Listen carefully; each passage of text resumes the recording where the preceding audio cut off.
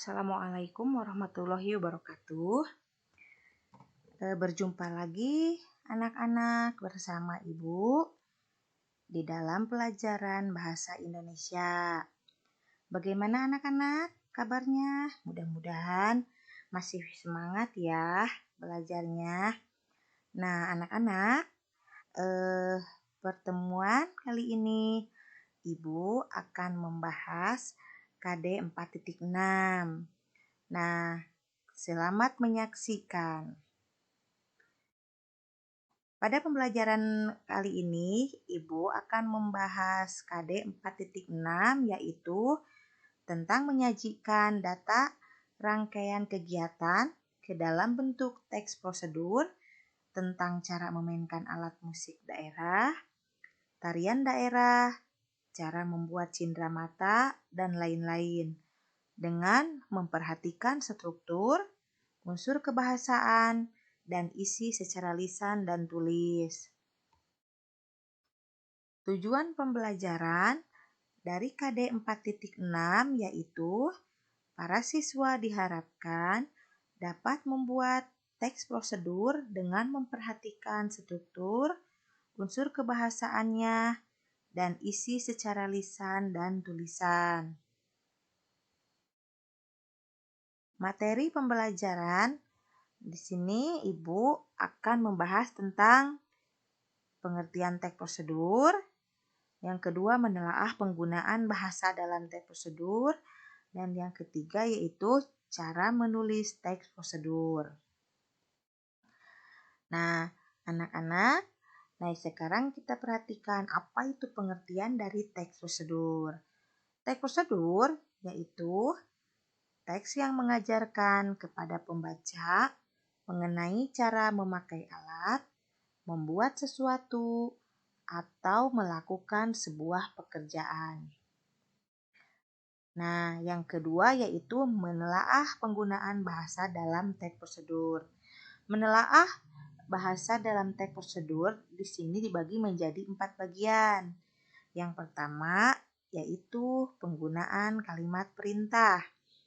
Kalimat perintah merupakan kalimat yang mengandung makna memerintah atau meminta seseorang untuk melakukan sesuatu sesuai dengan apa yang diinginkan oleh penutur atau penulisnya.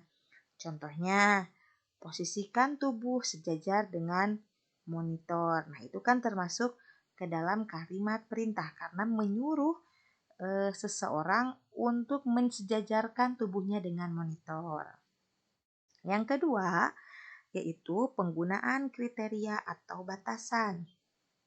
Teks prosedur dibuat agar orang bisa melakukan seperti apa yang ditulis.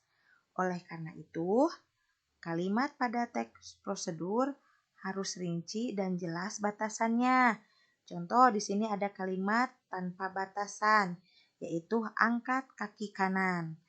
Yang kedua, dengan batasan, angkat kaki kanan setinggi lutut. Nah, ini kata setinggi lutut di situ menyatakan dengan batasan. Jadi, kita disuruh mengangkat kaki kanan setinggi lutut. Yang ketiga yaitu menggunakan kalimat saran atau larangan. Bahasa teks prosedur ini biasanya menggunakan kalimat saran, keharusan, dan larangan. Sehingga si pembaca tidak salah untuk memahami maksud dan tujuan si penulis. Contohnya, yang A, untuk mencapai hasil terbaik, gunakan bambu yang sudah dikeringkan minimal selama 1 tahun. Yang kedua, ingat, jangan lakukan gerakan secara cepat. Jika terlalu keras menggerakkan leher, otot leher akan rusak. Nah, ini contoh yang pertama itu termasuk ke dalam kalimat saran karena di situ ada kata gunakan bambu yang sudah dikeringkan minimal selama 1 tahun. Berarti di situ menyarankan. Jadi si penulis menyarankan kepada pembaca. Kalau yang kedua, di sini termasuk ke dalam kalimat larangan karena di situ Ingat, jangan lakukan gerakan secara cepat. Nah, itu berarti larangan, melarang ya seorang melakukan gerakan secara cepat karena di situ akan terjadi otot leher yang rusak apabila terlalu keras menggerakkannya.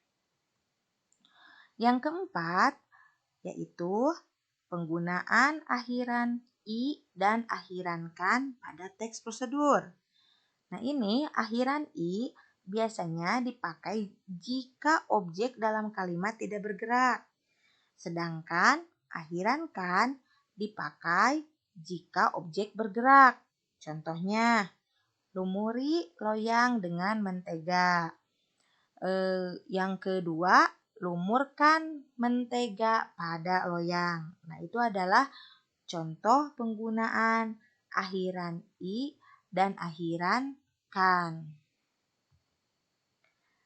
Yang selanjutnya yaitu materi bagaimana cara menulis teks prosedur.